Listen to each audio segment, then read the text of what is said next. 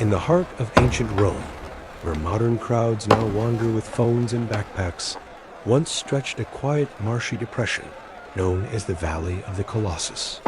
Before concrete, before glory, the area was considered unstable land, too damp, too soft, too unreliable for anything monumental. Yet this very valley was chosen to host an architectural marvel that would outlive empires, kingdoms, and entire civilizations. The year was 70 CE. Rome had just emerged from a storm of political disasters: the Great Fire during Nero's rule, corruption, civil war, and a shaken faith in imperial leadership. In this fragile climate rose Emperor Vespasian, founder of the Flavian dynasty, a man determined to restore Rome's strength through wisdom, stability, and powerful symbolism. Vespasian understood that architecture could speak louder than any speech. Where Nero had built a golden palace for himself, Vespasian would build something for the people. An amphitheater so massive, so technologically daring, and so magnificently designed that it would symbolize the rebirth of Rome. And so, the construction of the Colosseum began. To modern engineers, the Colosseum seems almost impossible. A structure 48 meters high, 189 meters long, built with no digital calculations, no steel reinforcement, and no powered machinery, yet still standing after nearly 2,000 years. Even today, there are elements of the Colosseum's construction that modern architecture cannot replicate with the same durability or elegance. But the Romans were not ordinary builders. They were masters of problem-solving, material science, and large-scale engineering. Before anything could be built, a soggy valley had to be stabilized. Roman engineers drilled deep shafts and filled them with compacted stone, creating an underground raft capable of supporting hundreds of thousands of tons of weight. This foundation system was so effective that earthquakes, flooding, and erosion could not topple the Colosseum. This was the first clue to the Romans' genius. They understood the land intimately. Once the ground was prepared, the real challenge began: designing an amphitheater that could seat over 50,000 spectators, allow lightning-fast crowd movement, support enormous stone arches, and withstand centuries of wear. Modern stadiums follow Roman principles, but none match the Colosseum's perfection. The first major innovation was materials engineering. The Romans invented a form of concrete that is still not fully understood today. Their mixture combined volcanic ash, lime, stone, and water in a chemical cocktail that became stronger over time. Unlike modern concrete, which slowly deteriorates, Roman concrete becomes harder when exposed to seawater or rain. This material allowed structures like the Colosseum, aqueducts, and harbors to last for millennia. Next came the supporting skeleton of the Colosseum. The architects used 3 levels of arches, framed by engaged columns: Doric on the first level, Ionic on the second, and Corinthian on the third. This layering wasn't just decorative, it distributed weight with mathematical precision.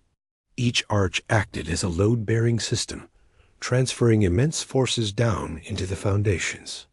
The design prevented collapse even during powerful earthquakes, something later generations of builders struggled to achieve. But the Colosseum was more than stone and arches. It was an engineered machine. Within the walls, corridors, ramps, staircases, and entrances were arranged like a giant labyrinth. Spectators could enter, find their seats, and exit again in minutes. This efficiency rivals modern stadiums, some of which still struggle with crowd flow. The Romans called this system the vomitoria, meaning the passages through which crowds pour out.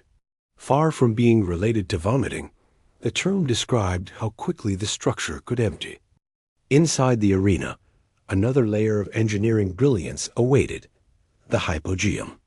Built after the Colosseum opened, the hypogeum was a 2-level underground complex of tunnels, lifts, pulleys, cages, and trapdoors. Through these systems, animals, scenery, and gladiators could appear suddenly on the arena floor, giving the games a magical, theatrical quality. Modern engineers have repeatedly tested how these lifts might have worked. They conclude that the synchronization, manpower coordination, and precision required were extraordinary. Yet the Romans achieved it with wood, rope, and iron alone. Perhaps the most astonishing feature of all was the velarium, a massive retractable awning that shaded almost the entire arena. Operated by hundreds of sailors from the Roman navy, the canopy required expert knowledge of wind, tension, and rope work. Recreating such a system today would require advanced tensile fabric engineering, yet the Romans managed it with nothing but muscle, power, and nautical mastery. The construction process itself was equally ambitious. Tens of thousands of worker-slaves, artisans, stonecutters, engineers, and architects labored under the Flavian dynasty's supervision. Stone was quarried from Tivoli and transported using wooden carts, cranes, and river barges. Metal clamps held blocks together, creating joints stronger than simple gravity stacking. Despite these complex processes, the Colosseum rose with astonishing speed. Its main structure was completed in under 10 years, a timeline modern stadium projects rarely achieve, even with mechanized equipment. But why was the Colosseum so important? Why invest such effort, such money, and such manpower? For Rome, the Colosseum was not just entertainment. It was politics, propaganda, and identity. The games, gladiator fights, animal hunts, reenacted battles, and mythological performances were designed to showcase Rome's power.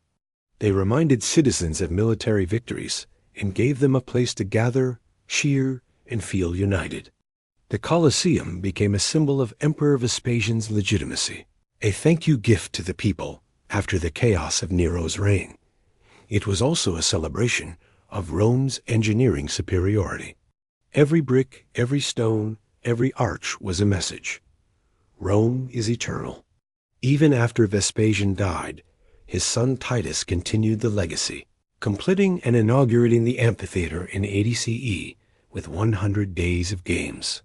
Thousands of animals, gladiators, and performers filled the arena in a spectacle meant to impress the entire empire. Behind the scenes, architects and engineers refined the structure further, strengthening its walls, improving the seating, and enhancing the hypogeum. They were not merely building a stadium, they were crafting a masterpiece of world architecture. Yet as impressive as the Colosseum was in its prime, what makes it even more remarkable is that so many modern engineers still struggle to explain its durability. One reason is the extraordinary quality of Roman concrete.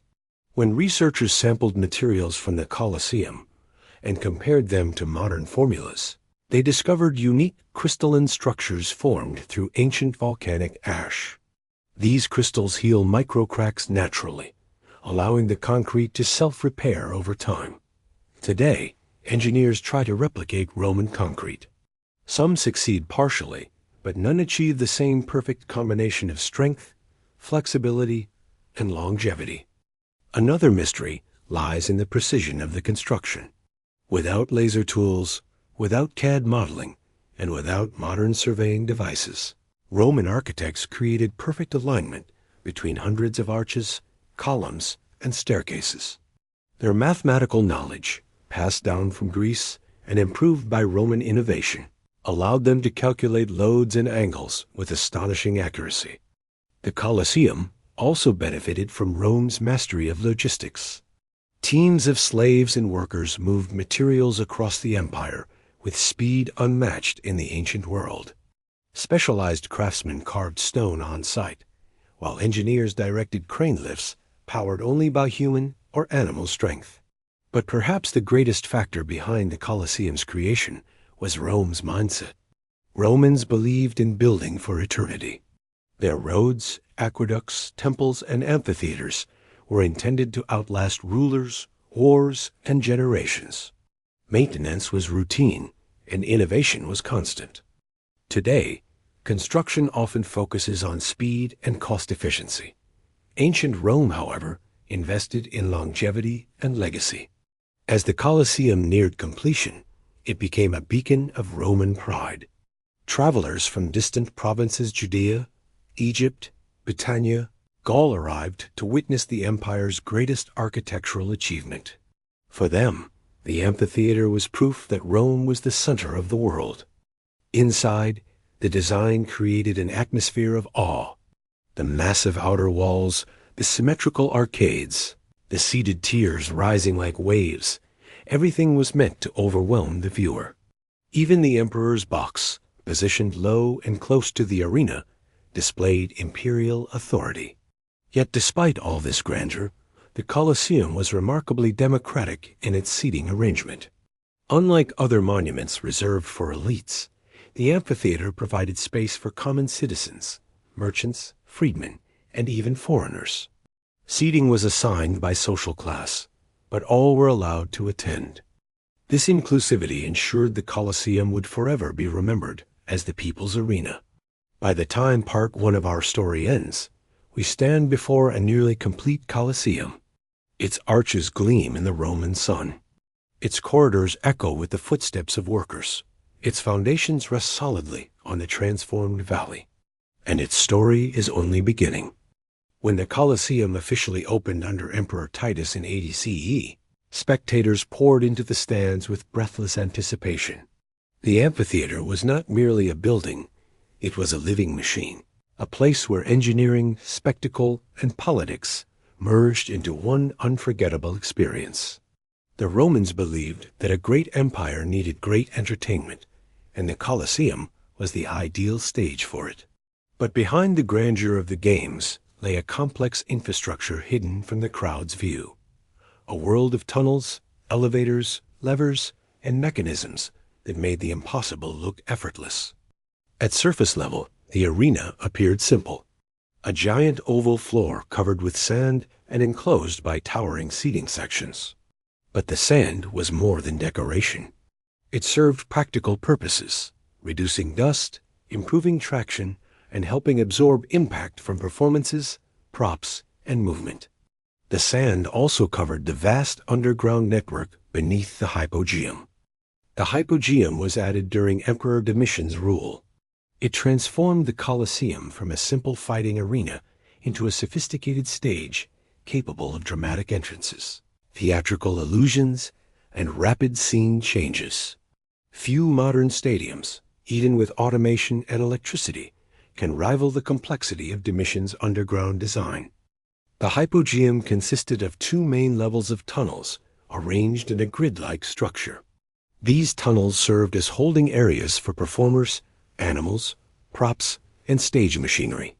Narrow corridors led deeper underground, connecting different chambers that acted like backstage rooms. Engineers installed wooden elevators that ran vertically through shafts, bringing animals, performers, and scenery up to the arena floor. These elevators were powered entirely by human labor. Teams of workers, often trained specifically for this purpose, pulled ropes connected to pulley systems. Some used winches or capstans, large cylindrical devices turned by coordinated effort. The smoothness with which these lifts operated surprised ancient witnesses, who described animals appearing out of nowhere on the arena floor. Each elevator required up to 8 men to operate. When multiple elevators lifted simultaneously, synchronization had to be perfect. This demanded a level of communication and teamwork equal to modern backstage operations in major theaters. And yet the Romans achieved it without electricity, motors, or computer controls. Wooden trapdoors on the arena floor opened at just the right moment, allowing performers or props to rise dramatically. These trapdoors were hinged in spring tension for fast operation. Stage managers, though they didn't use that term, were responsible for cueing the workers, ensuring each appearance matched the timing of the spectacle above. One of the most impressive features was the use of rotating platforms. Engineers built turntables that could rapidly shift scenery, giving the audience the impression of completely different environments within minutes. Roman sources mention forests, deserts, mountains, and even temple interiors recreated on the arena floor. This level of stagecraft rivaled modern cinema. But to maintain these elaborate systems, the hypogeum needed to be kept dry and properly ventilated. Engineers designed drainage channels that led excess water to the nearby Cloaca Maxima, one of Rome's most advanced sewer systems. This drainage prevented flooding during storms and stopped moisture from rotting the wooden machinery. Ventilation shafts allowed fresh air to circulate through the underground chambers. Without these, workers would have struggled to breathe, and the mechanisms would have deteriorated faster. The design proved so effective that parts of the hypogeum remain preserved today. Above ground, the seating arrangement demonstrated another aspect of Roman engineering genius. The Colosseum could hold more spectators than many modern stadiums. Estimates range between 50,000 and 80,000 people, though the true number likely varied depending on the event type.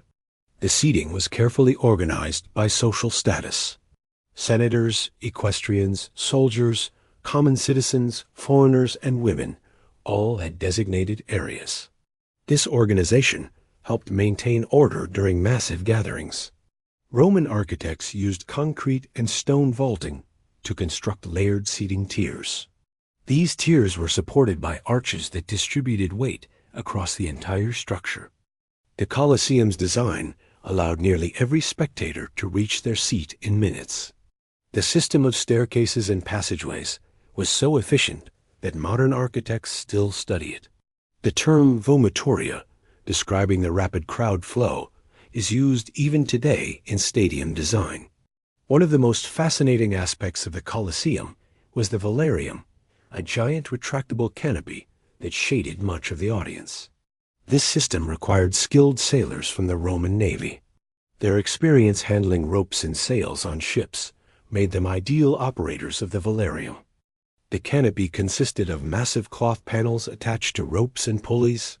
These ropes connected to masts positioned around the top of the amphitheater.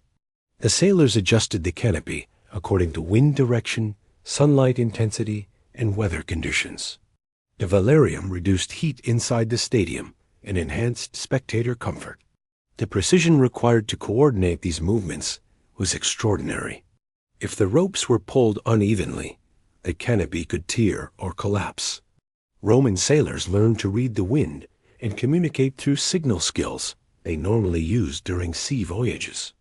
The Colosseum was not only an engineering marvel, but also a logistical masterpiece. For large events, organizers needed to manage performers, stage workers, food vendors, musicians, and security forces. They also supervised the transportation and preparation of animals.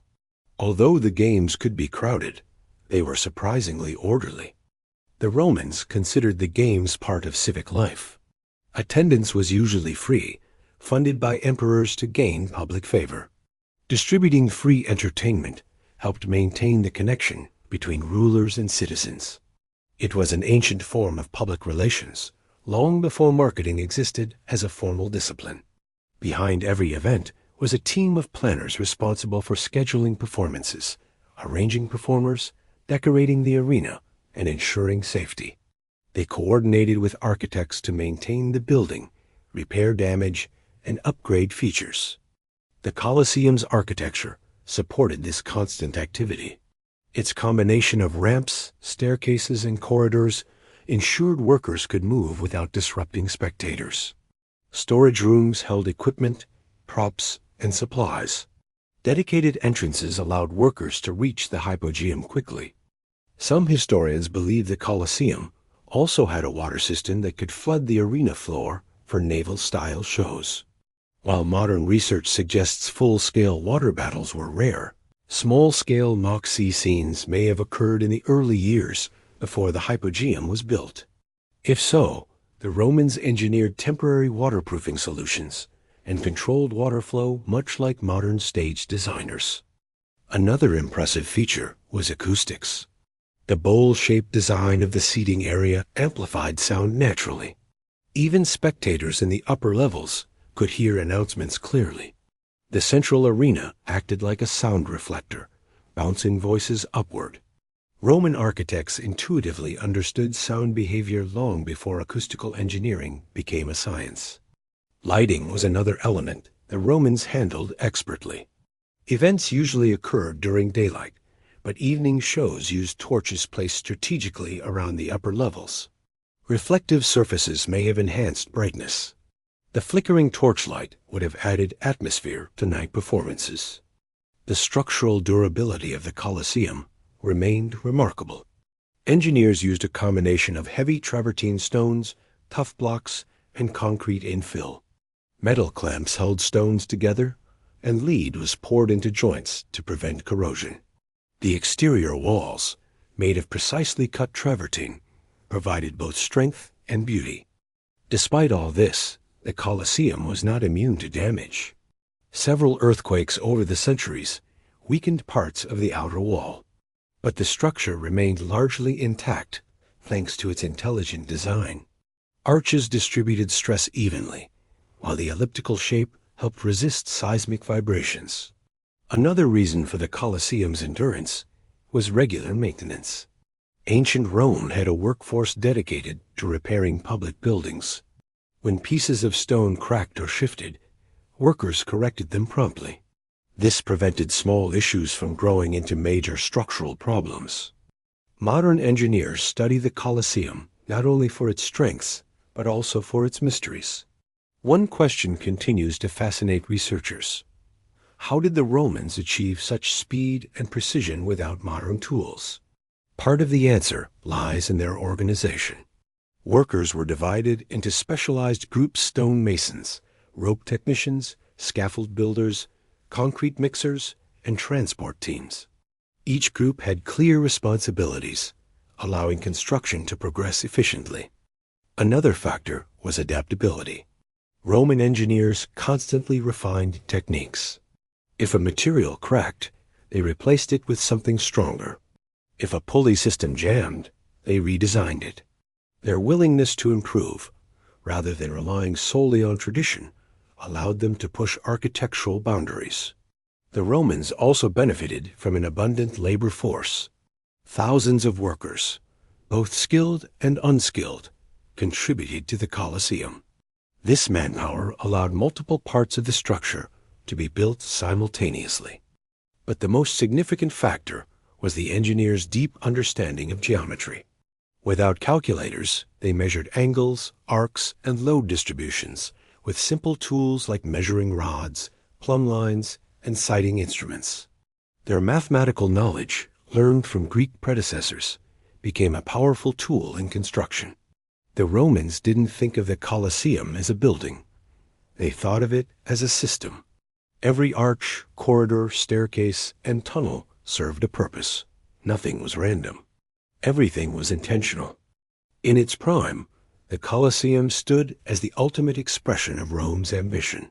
It showcased engineering, architecture, logistics, artistry, and political messaging all in one place. It was a theater of power as much as a place of entertainment. Visitors from across the empire traveled great distances to see it. For them, the Colosseum was not only a stadium, but a symbol of Rome's dominance. To witness the games was to witness the strength of the empire itself. As Part 2 draws to a close, the Colosseum stands at the height of its glory. The hypogeum runs smoothly. Trapdoors open and close with perfect timing. The velarium shades the crowd, and the echoes of applause fill the air. Rome is united, proud, and confident. But the story is far from over. Because in Part 3, we explore the long decline of the Colosseum, the forces that nearly destroyed it, the efforts to preserve it, and most importantly, the modern engineering puzzle.